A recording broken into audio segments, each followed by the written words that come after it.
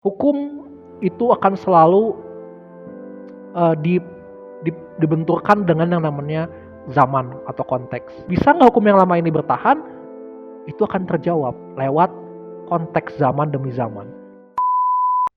Sampurasun Sobat Sarungpun dimanapun kalian berada, kembali di dalam Sarungpun Sabda. Kita yang percaya kepada adanya Sang Pencipta, kita juga adalah sama-sama satu rumpun di dalam satu keturunan manusia pertama yaitu Adam. Bagaimana hukum-hukum yang diimani oleh semua daripada kita sobat, baik yang beragama Islam, Kristen, Hindu, Buddha, dan bahkan Yudaisme ya. Bagaimana kalau hukum-hukum ini yang kita imani, maka kalau kita jalani kita akan mendapatkan berkah atau pahala. Sedangkan kalau hukum-hukum ini tidak kita imani, tidak kita lakukan, sebaliknya kita akan mendapatkan kutuk ataupun hukum. Karena itu saya percaya hukum-hukum adalah standar di dalam kehidupan beragama kita masing-masing. Tetapi masalahnya memang kita selalu dibenturkan ya Sobat Sarungpun ya. Apakah hukum-hukum agama ini itu yang berlaku di dalam, saya katakan di dalam zaman-zaman Nabi maupun Rasul ketika itu masih berlaku di zaman sekarang? Apakah itu masih berlaku sampai saat ini? Kekristenan juga mengakui bahwa ada hukum-hukum lama yang dibawa oleh nabi-nabi di dalam perjanjian lama, tetapi kemudian kita juga mengimani bahwa ada hukum-hukum baru, yaitu perjanjian baru ya, di mana kita mengimani bahwa semua hukum-hukum Taurat itu digenapi dalam perjanjian baru ini. Nah Sobat Sarungpun, sebenarnya hukum Taurat ataupun hukum di dalam perjanjian lama itu sudah Yahweh atau Tuhan atau Elohim nubuatkan akan digenapi di dalam perjanjian baru. Akan datang yang namanya masa perjanjian baru. Kita baca di dalam satu sabda Allah dalam Yeremia 31 ayat 31 sampai dengan 34 mengatakan perjanjian baru ini ya tidaklah sama seperti perjanjian yang sudah pernah Tuhan nyatakan, Tuhan beri kepada nenek moyang bangsa Israel, yaitu ketika Musa dan umat Israel ketika itu, tapi berbeda. Perjanjian baru ini dikatakan Tuhan taruh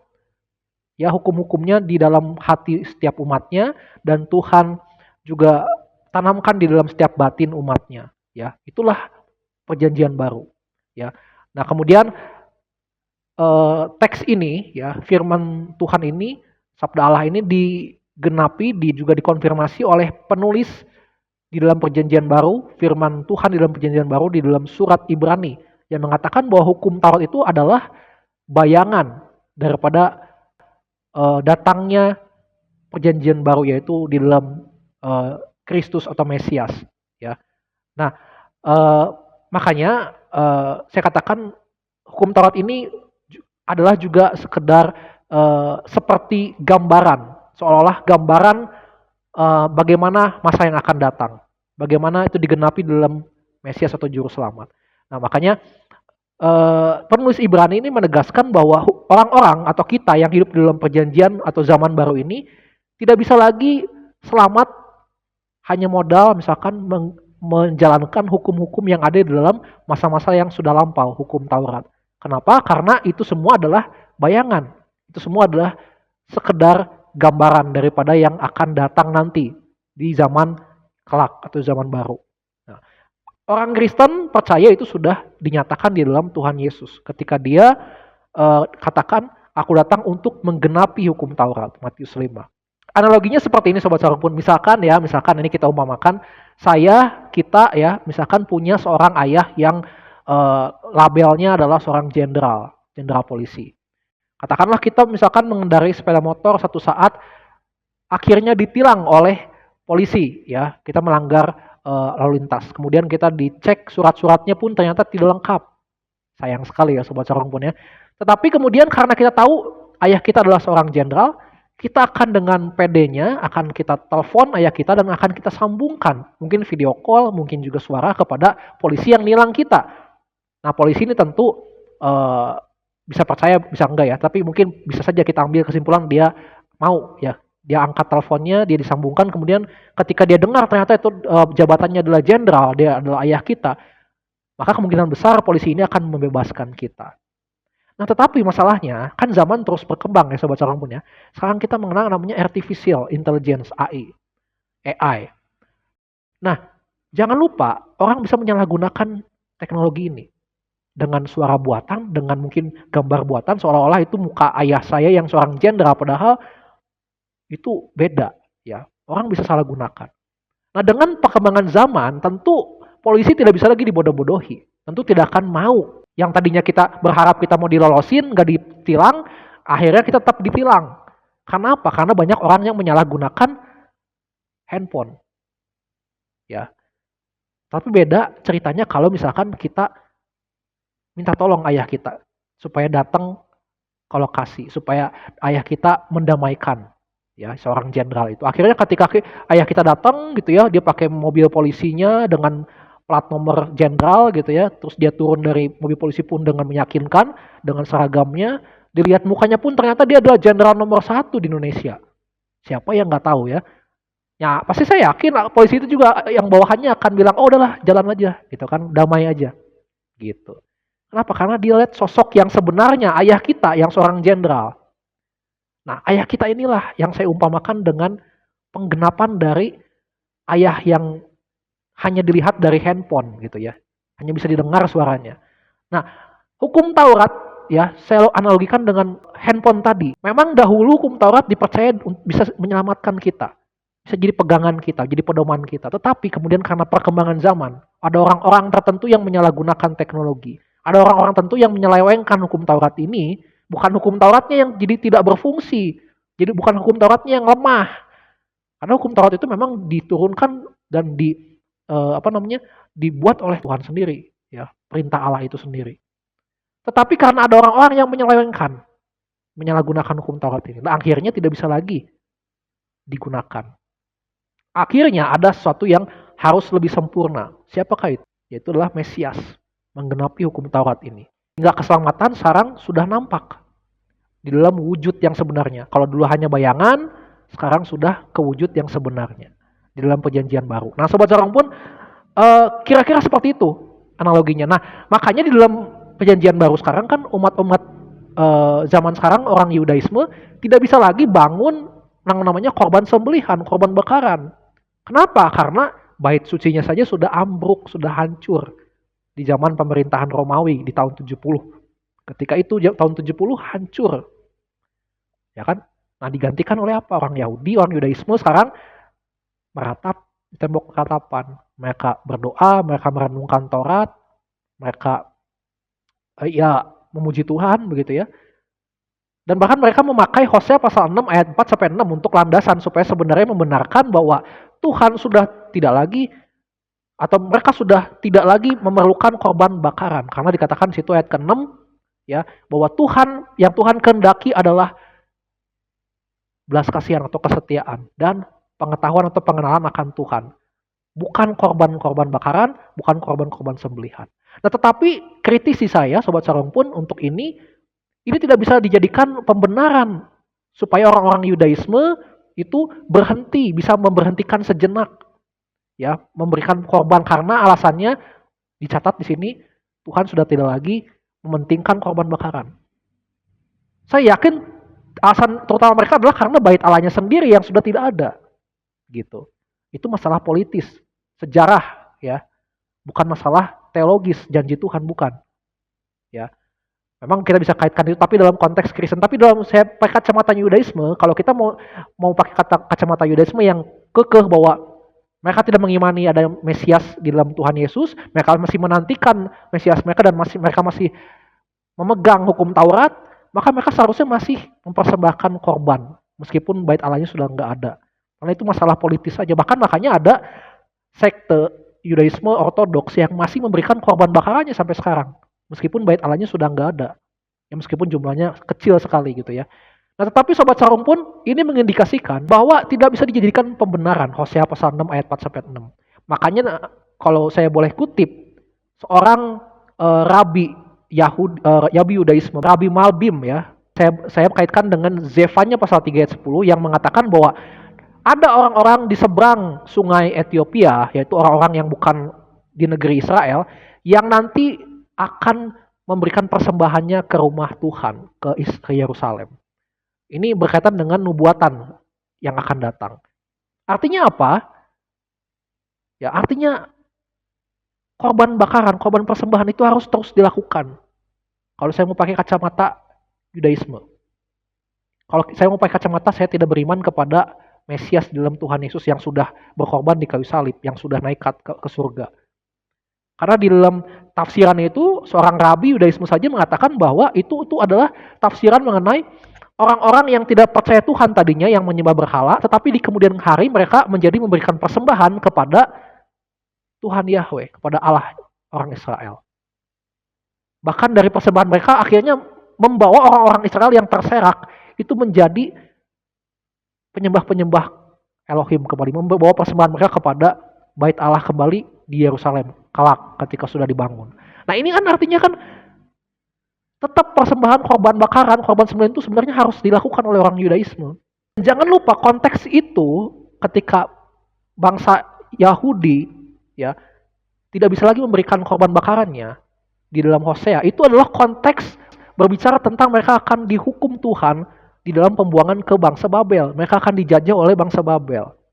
Permasalahannya apakah saat ini bangsa Israel mau mengakui dirinya sedang dihukum Tuhan, sedang dijajah oleh bangsa-bangsa, sehingga mereka membenarkan, oh saya udah lagi nggak usah harus mempersembahkan korban bakaran. Saya yakin bangsa Israel tidak beriman hal ini. Apalagi mereka tidak beriman saat ini sedang dijajah oleh siapapun. Toh apa yang mereka katakan itu dilakukan kok oleh bangsa-bangsa lain, nurut kok semua bangsa-bangsa lain ke Israel, tunduk kok gitu ya. Apa yang ditakuti oleh bangsa Israel saat ini? Mereka berkuasa. Nah jangan lupa Sobat Sarung pun, kalau kita mau belajar sejarah dalam hukum-hukum perjanjian lama, di dalam Taurat, bahkan kitab-kitab para nabi, sekalipun bait Allah itu sudah dihancurkan, misalkan di dalam pembuangan Babel ketika itu ya, sekalipun mereka tidak lagi bisa memberikan korban persembahan, korban bakaran mereka, bahkan itu tidak membuat rencana Tuhan hancur untuk membawa orang-orang yang tidak mengenal Tuhan akhirnya menjadi mengenal Tuhan. Ya. Kenapa? Karena Raja Nebukadnezar, sekelas Raja Nebukadnezar itu bisa mengenal namanya Yahweh, bisa memuji Tuhan Israel dengan sebutan Raja Langit. Bahkan ketika Sadrak, Mesak, dan Abednego menolak untuk menyembah berhala, ya, ketika mereka memperlihatkan mujizat daripada Tuhan, tidak mempan terhadap api, itu membuat seluruh dunia luar biasa. Bahkan seluruh dunia menyembah. Padahal ketika itu tidak ada bait Allah, tidak ada korban bakaran.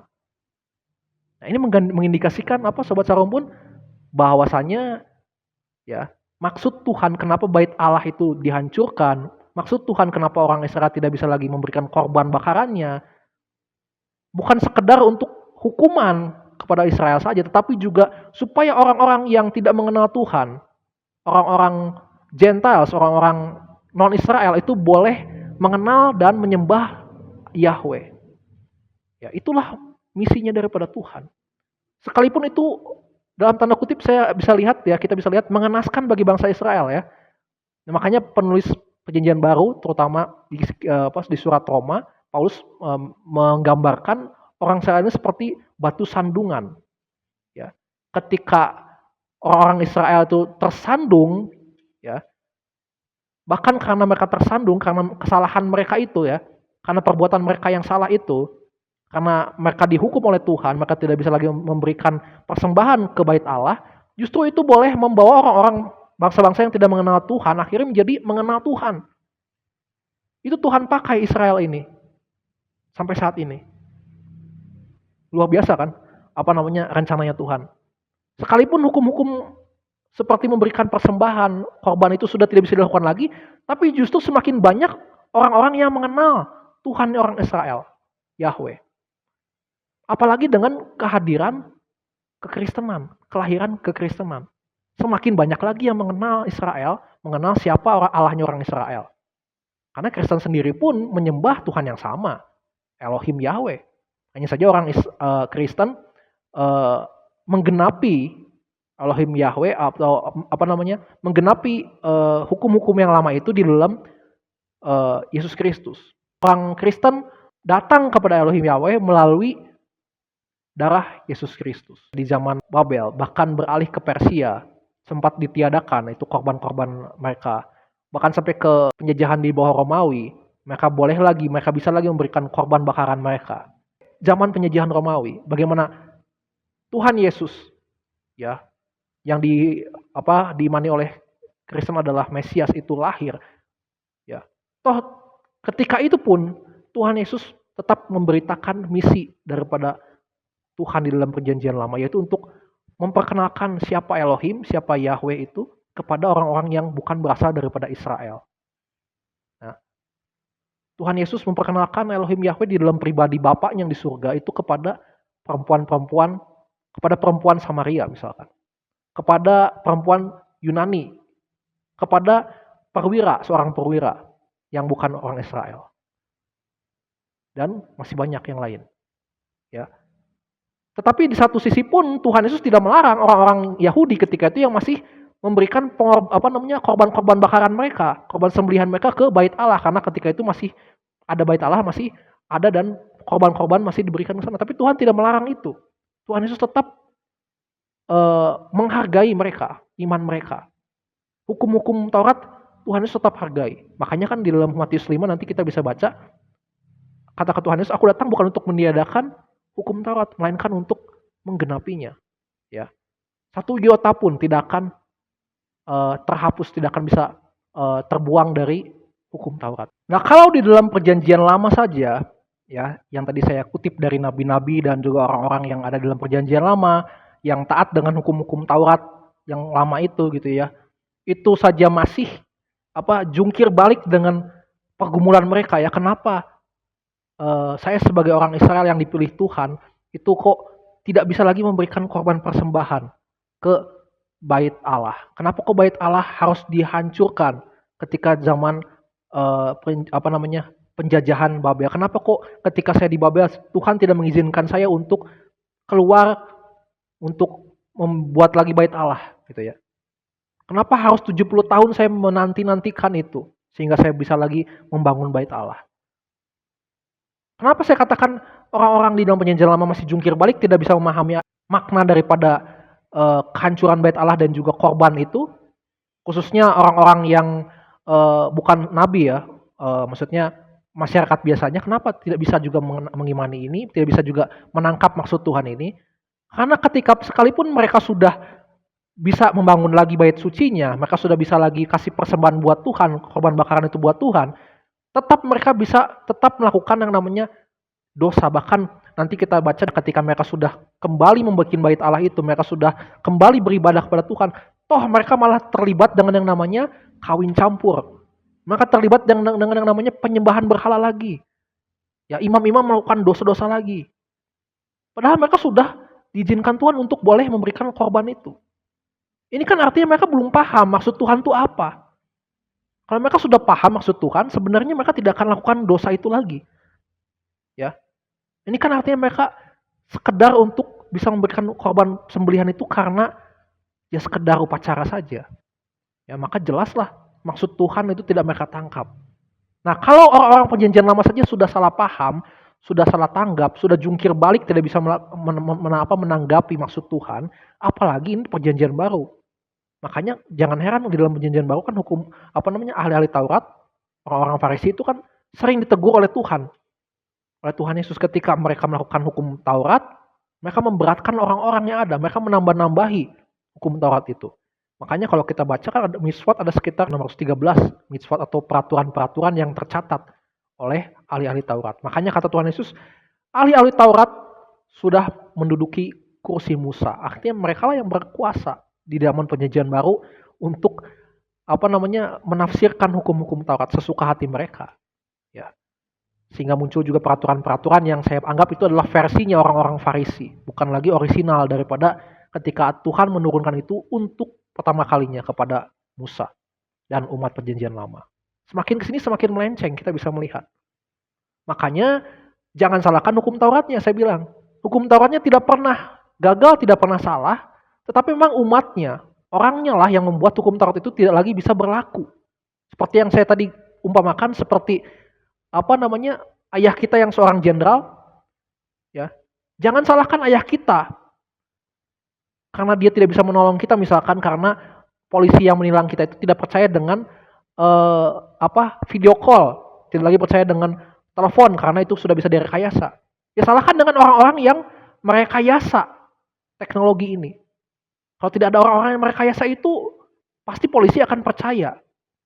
Tidak akan jadi seorang yang tidak percaya, ya. Nah, inilah yang terjadi dengan hukum Taurat yang sudah digagahi oleh orang-orang, terlebih khusus Perjanjian Baru ketika ada ahli Taurat yang selalu ditegur oleh Tuhan. Karena itu penulis Ibrani, ya, itu memberikan pengertian, ya. Kalau kita baca dalam ayat yang 1 sampai dengan 4 Ibrani 8 begitu ya. Ditulis di sana bahwa ada pergantian hukum Taurat ke yang namanya perjanjian yang lebih mulia. Nah, perjanjian yang lebih mulia ini apa? Tentu di situ kalau kita baca secara keseluruhan itu adalah tentang Tuhan Yesus Kristus yang adalah Mesias yang menjadi pengantar antara umat Allah dan Allah. Jadi Tuhan Yesus ini adalah perjanjian antara dirinya yang seorang imam sekaligus juga seorang korban dengan Bapaknya di surga untuk menghubungkan kita dengan Bapa di surga. Inilah perjanjian yang lebih mulia karena yang diutus adalah anaknya yang tunggal, yang suci, yang kudus, bukan lagi korban-korban yang bercacat. Kalau dalam perjanjian lama tadi saya katakan hukum-hukum yang lama yang ditaati oleh orang-orang yang hidup di perjanjian lama gitu ya, itu tidak punya pengantara antara dirinya dengan Allah, dia harus melewat imam yang harus mempersembahkan korban di bait Allah. Sekarang di dalam perjanjian baru lewat satu tubuh satu kali untuk selama-lamanya Tuhan Yesus Kristus mempersembahkan tubuhnya yang suci kepada Bapaknya di surga untuk kita. Sehingga kita yang beriman kepada Tuhan Yesus tentu itu akan mengalami yang namanya pembersihan dosa, ya, pembersihan dosa kekal selama-lamanya.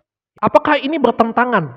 Apakah ini bertentangan dengan perkataan Yesus yang mengatakan bahwa kehadiranku ini adalah untuk menggenapi, bukan untuk membatalkan atau menghapus atau menggantikan hukum Taurat? Tentu saja tidak. Karena yang pertama, Tuhan Yesus justru kalau kita baca di dalam perjalanan pelayanannya, kan dia sendiri yang memberikan contoh, memberikan gambaran kepada orang-orang Israel, khususnya ahli-ahli Taurat dan orang Farisi ketika Tuhan Yesus memperbolehkan murid-muridnya makan di hari Sabat.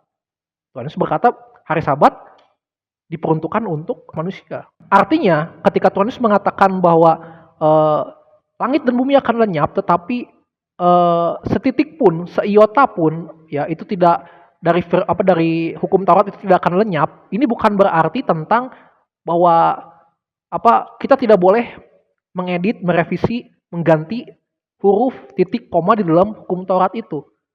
Ya, bukan seperti itu. Sehingga kalau kita edit, kalau kita ganti hukumnya, kalau kita hapus, kita ganti dengan yang baru, itu membuat kita berdosa. Membuat kita menjadi berdosa di hadapan Tuhan. Bukan seperti itu. Ya.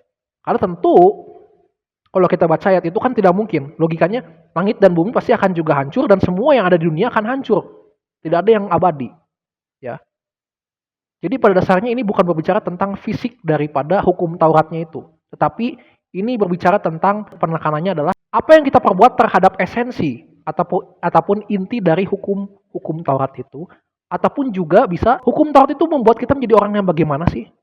Kalau kita menaati hukum Taurat itu membuat kita orang yang jadi bagaimana? Apakah kita menjadi orang yang tertekan, yang justru akan semakin membuat dosa, banyak dosa, atau justru sebaliknya, kita bisa menjadi orang yang lebih baik, yang tidak tertekan dengan adanya hukum-hukum yang lama ini. Makanya Tuhan Yesus kan memberikan contoh ketika dia misalkan menyembuhkan orang yang sakit, ya, di hari Sabat. Ketika dia menyembuhkan orang sakit, ya, ada orang-orang yang mengatakan bahwa itu tidak boleh, ya. Orang-orang di sinagog, orang-orang Yahudi itu tidak boleh. Dan Tuhan Yesus memberikan perbandingannya dengan apa yang mereka lakukan di dalam hari Sabat. Justru kata Tuhan Yesus, kalian orang-orang Israel yang juga menaati hukum Sabat, justru melanggar hari Sabat itu dengan cara kalian tetap memberikan minum kepada binatang-binatang peliharaan kalian, kepada lembu, kepada domba kalian, kepada ternak kalian. Ya, sedangkan yang saya lakukan ketika itu, yang Tuhan Yesus lakukan adalah melepaskan orang yang sedang sakit daripada sakit mereka. Mana yang lebih mulia? Tentu adalah menyembuhkan, menyelamatkan nyawa orang yang sedang sakit. Yang Tuhan Yesus lakukan adalah bukan mengubah hukum Tauratnya itu. Tuhan Yesus tetap mengambil esensi, ya, menggenapi esensi atau inti dari hukum Taurat itu. Ya, hukum Taurat ditulis tentang kasih Allah dan kasihanilah sesama manusia. Itulah di dalam kedua itulah tergantung hukum Taurat kata Tuhan Yesus kan. Dan ketika Tuhan Yesus lakukan menghormati hari Sabat, Ya Tuhan Yesus tidak bekerja, dia tidak menjadi seorang yang membantu ayahnya bekerja jadi tukang kayu, dia tidak membantu ibunya bekerja, tetapi Tuhan Yesus menyembuhkan orang yang sakit. Dia lakukan hukum sabat, dia tetap lakukan hukum sabat, tetapi dia juga lakukan hukum kasih kepada sesama. Makanya kata Tuhan Yesus, kalau kamu mau ikuti hukum Taurat, yang satu harus dituruti, yang lain jangan diabaikan. Kan gitu. Dan makanya ketika Tuhan Yesus lakukan itu, tidak ada yang bisa menyalahkan Tuhan Yesus. Tidak ada lagi yang bisa berdebat dengan Tuhan Yesus, karena Tuhan Yesus tidak terdapati salah apapun. Dia tetap lakukan esensi. Dia tetap lakukan apa yang diajarkan oleh hukum Tuhan, yaitu kasihi sesamamu manusia. Nah, apakah Tuhan Yesus jadi melanggar hukum hari Sabat? Ya. Nah, ini pertanyaannya, mau melanggar hukum yang Sabat yang mana dulu nih? Ya, apakah hukum Sabat yang orisinal yang memang Tuhan maksudkan untuk pertama kali diturunkan, atau memang hukum Taurat atau hukum Sabat yang dalam tanda kutip sudah diperbarui oleh orang-orang Farisi? Kan tadi saya bedakan ya antara hukum Taurat yang orisinal dengan hukum Taurat yang sudah dicampur tangan oleh orang-orang Farisi yang hidup di dalam perjanjian baru. Ya, kalau kita pakai standarnya adalah hukum Taurat yang sudah dicampur tangani oleh orang-orang Farisi, ya, maka tentu tetap Tuhan Yesus tidak melanggar hukum Sabat itu. Karena apa? Tadi Tuhan Yesus punya standar, yaitu adalah orang-orang Yahudinya saja melanggar kok. Masih melanggar di hari Sabat itu ketika mereka melepaskan hewan ternak mereka memberikan minum, mereka bekerja dong di hari Sabat untuk hewan, bayangkan. Nah, bagaimana dengan Tuhan Yesus yang menyembuhkan orang yang sakit, yang lebih mulia? Nah, Tuhan Yesus sudah lolos. Nah, kalau standarnya sekarang adalah hukum Taurat atau hukum Sabat yang orisinal, kita harus tahu dulu maksud Tuhan itu apa. Maksud Tuhan di dalam perjanjian lama itu memberikan hukum hari Sabat itu untuk apa? Coba kita lihat misalkan contoh ketika Tuhan kasih itu mana kepada bangsa Israel. Tuhan turunkan mana. Kata Tuhan, di hari yang ke-7 kamu harus beristirahat. Jangan ambil mana itu. Ya. Tetapi ada orang yang kedapatan mengambil mana itu.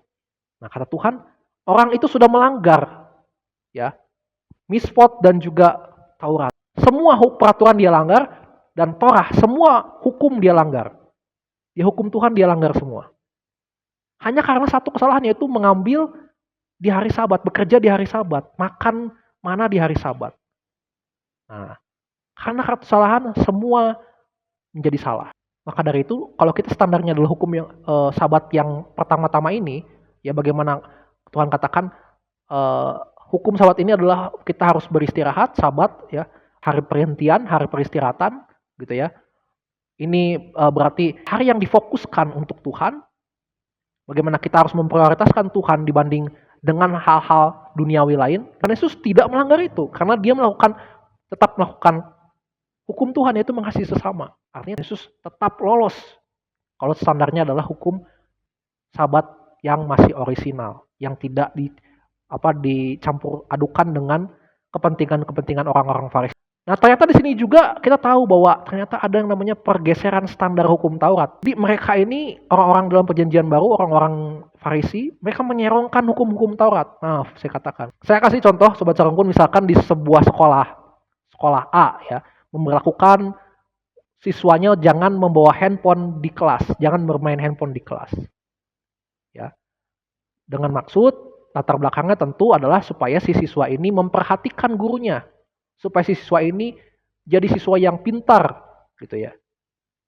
Nah, tapi ada sekolah B yang juga sama memberlakukan hukum ini supaya siswa ini tidak membawa handphone ke kelas, gitu ya.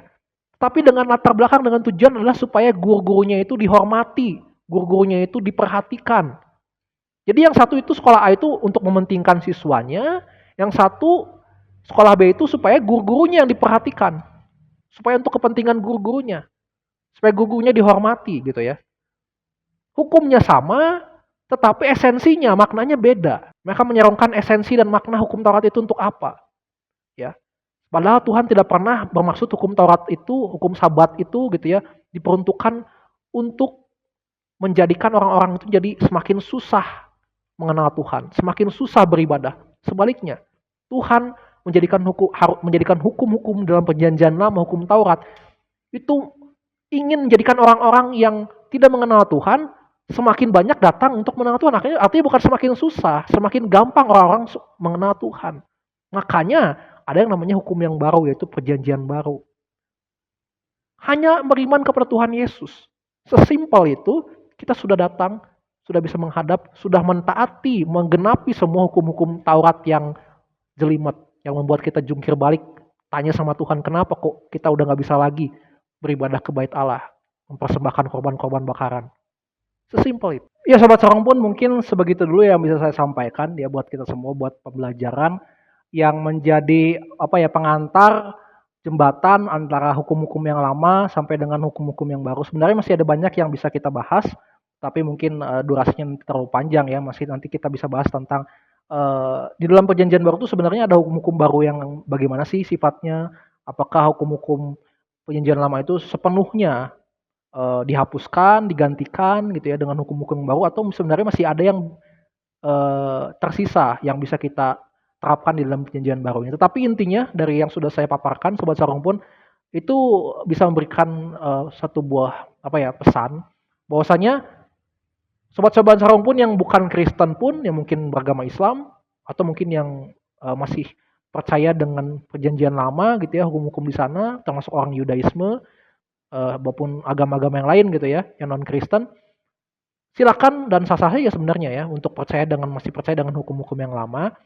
Tapi saya tegaskan lagi bahwa hukum itu akan selalu dibenturkan dengan yang namanya zaman atau konteks. Bisa nggak hukum yang lama ini bertahan? Itu akan terjawab lewat konteks zaman demi zaman.